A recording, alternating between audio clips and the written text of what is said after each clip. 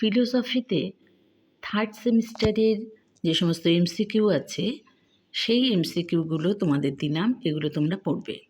এটা হচ্ছে new syllabus অনুযায়ী ফিলোসফির থার্ড সেমিস্টার, অর্থাৎ 2025-এ যারা থার্ড সেমিস্টারে উঠেছ, ক্লাস 12-এর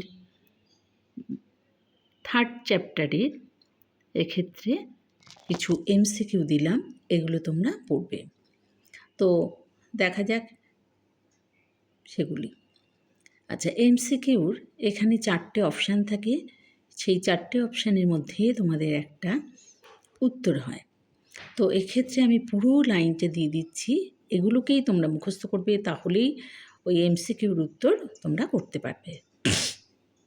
আচ্ছা, ফার্স্ট দিয়েছি, দেহ ও মন হলো দুটি পরস্পর বিরোধী সত্তা।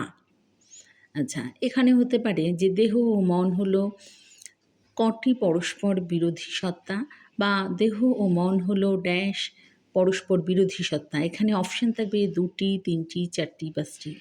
তো সেখানে আনসার হবে 2টি, অর্থাৎ দেহ ও মন হলো দুটি পরস্পর বিরোধী সত্তা। নেক্সট হচ্ছে, দেহকে জড়সত্তা এবং মনকে মানসিক সত্তা বলা হয়। নেক্সট, দেহের ধর্ম হলো বিস্মৃতি আর মনের ধর্ম হলো চিন্তন। আচ্ছা, নেক্সট, মিথস্ক্রিয়াবাদ বা প্রতিক্রিয়াবাদের প্রবক্তা হলেন রেনে দেকার্ত। নেক্সট, সমান্তরালবাদের প্রবক্তা হলেন স্পিনোজা। নেক্সট, দেকার্তের মেডিটেশন গ্রন্থে মিথস্ক্রিয়াবাদের ব্যাখ্যা দেন, অর্থাৎ দেকার্ত মেডিটেশন গ্রন্থে মিথস্ক্রিয়াবাদের ব্যাখ্যা দেন। Next, Descartes the passions of the soul গ্রন্থের ব্যাখ্যা দেন। Next, the concept of mind, এটা কিন্তু মোস্ট ইম্পর্ট্যান্ট, যে কে লেখেন বা কার রচিত। আচ্ছা, তো দি কনসেপ্ট অফ মাইন্ড গ্রন্থটি লেখেন গিলবার্ট রাইল। নেক্সট, দেকার্তের মতে মানুষ পশুর মতো দেহ সর্বস্ব জটিল যন্ত্র নয়। নেক্সট, দেকার্তের মতে মানুষের সমগ্র শরীরের মধ্যে সহজাত জীবন্ত ভাব রূপে এক প্রকার সূক্ষ্ম পদার্থ থাকে। নেক্সট, দেকার্ত দেহ ও মনকে দুটি স্বাধীন ও স্বতন্ত্র সত্তা রূপে উল্লেখ করেন।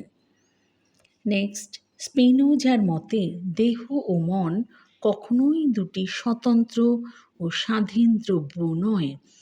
নেক্সট, স্পিনোজার মতে ঈশ্বরই অর্থাৎ গণ হলেন স্বাধীন ও নিরপেক্ষ দ্রব্য।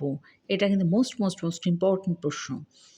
নেক্সট, সমান্তরালবাদকে দ্বিভঙ্গিবাদ রূপে উল্লেখ করেছেন হারবার্ট স্পেন্সার ও ওয়ারেন।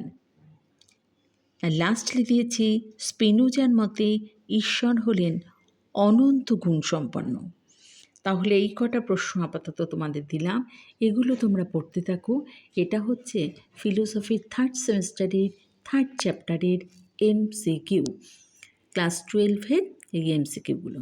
তোমরা এগুলোকে আজ থেকেই পড়তে শুরু করো এবং এটাকে মুখস্থ করো। তাহলে আজ এই পর্যন্তই।